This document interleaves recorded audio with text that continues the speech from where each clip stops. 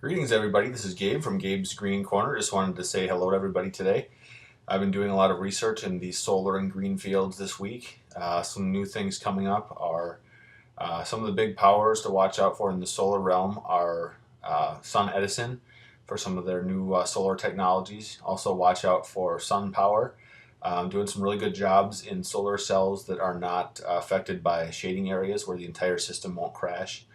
Some really cool new technologies where you can use their solar systems in more heavily shaded areas and areas that might have a little bit more sun issue.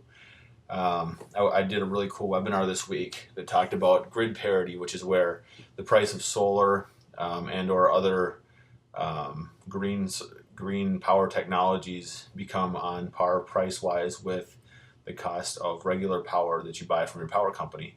One of the companies that I pay attention to said that we might achieve grid parity by 2013 to 2014, which would mean it'd be just as cheap to have solar and power installed on our houses as it would to buy solar power from the big power companies, which I think would be really cool.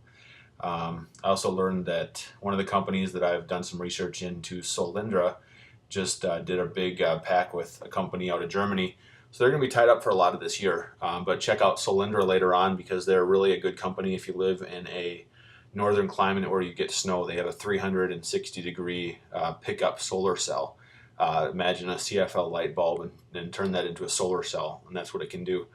Currently, it's still the cheapest way to get solar power is to do solar thermal. It can be a buck or two per watt cheaper for the installed price than any of the other solar technologies.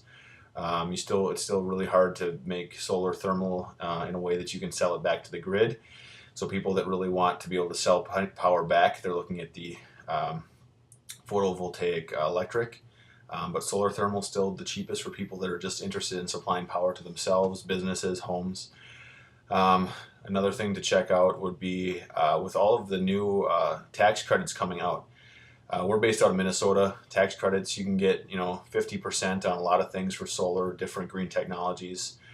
California right now, if you buy power from them, from the state of California through many of the power groups that sell power, it's actually cheaper to have a solar install on your own roof, paid in full by yourself, before any tax credits than it is to buy power during the peak hours of power consumption time from the different companies in California. And then if you add in the credits that you get from government, state and federal, it's actually way cheaper in California right now to buy a solar panel installation, do your own house or business than it is to buy power from the electric power companies at the peak rates during the day when most businesses and people use most of their power.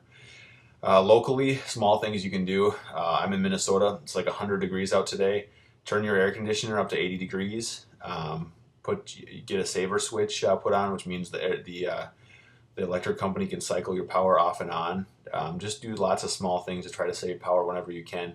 Some of my friends and relatives are into dairy farming. Some of my wife's family owns a dairy farm in Staples, Minnesota, and they actually have a saver switch set up on their irrigation system where the power company can shut off the power of their irrigation system at cycles, and that saves them as much as I believe 40 or 50% on their electric costs because during peak times they cycle the power off so that there's less consumption usage. Just some kind of cool things. Checking out the solar realms. I'm still a big investor in First Solar.